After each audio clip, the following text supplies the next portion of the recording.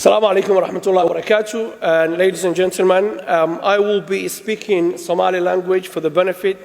of our audience back home. But we're not going to leave you in the dark. If you look at this little leaflet you were given at the back, there is English translation for those of you who don't speak Somali.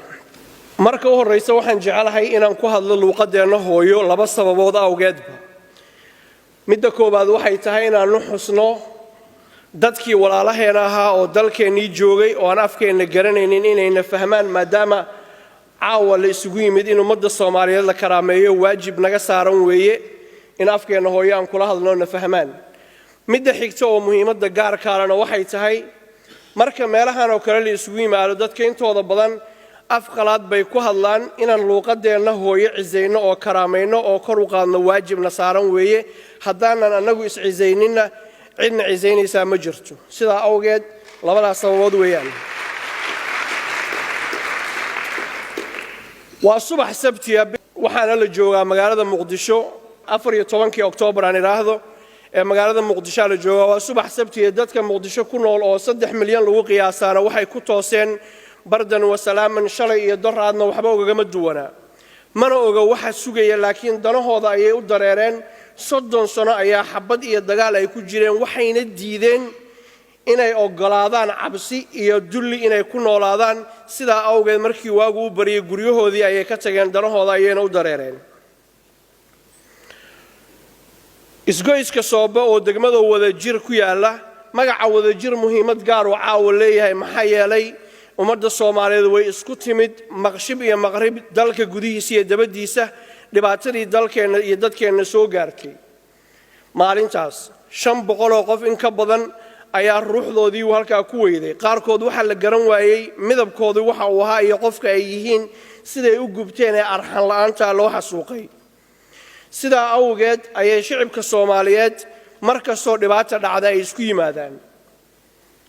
inta badan waxa la yiraahdaa Muqdisho dhibaato ayay ku nooshahay dadkeeda ayaan wanaag rabinin gobolada kala nabad weeye arrintaas waxay u duur xulaysaa cunsuriyad iyo xumaan iyo qabyaalad iyo waxaan loo baahnayn. shacabka Muqdisho waxay la mid yihiin shacabka kale dunida ku nool iyo dalkeena hooyo nabadda iyo wanaagga iyo sharaftana way gayaan just like any other city in Somalia and around the world.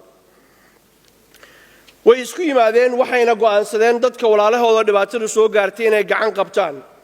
dhalinyaro iyo rag iyo culamaa u diin iyo hooyooyin cid walba waxay u dhaqaaqday in ay markaas gacan ka geysato dhibaatada dhacday mid kuwii dhaawacmay dhaya mid dhiig u shuba mid asagu wuxuu hanti lahaa uu gaarsiiyo malaayiin lacag ay dadka Soomaaliyeed soo shubeen. in fara badan oo dadka kamid ah ayaa waxay yiraahdaan Soomaali way kala tagtay Soomaali way isnacday Soomaali isma rabto. arrintaas waa arrin gaf ummadda Soomaaliyeed ku ah dad isjecel oo walaalo ah oo isku daqnada ayaan nahay haddaan idinku yiraahdo gacanta taagay intii ka daqnatay dhibaatadii halka ka dhacday qof walba oo Soomaaliya gacantu taagaya therefore waxana mideeya oo na walaaleeya ayaa ka badan waxa yar yar oo aan isku haysano qabyaaladda inaanu aasno dadka iyo dalka Soomaaliyeedna sharaftooda iyo karaamadooda ay mar labaad cagahooda dubigu istaagto cid noo maqan oo dabadda nooga imaanaysa oo noo dhisaysa ma jirto rajaha ka qabin Soomaaliya dad dabadda ka imaada ku dhisaan.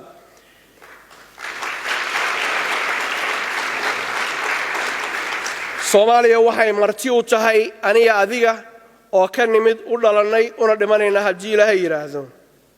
dhalinyarada Soomaaliyeed ee magaalada Muqdisho ku nool way diideen inay ka qayb qaataan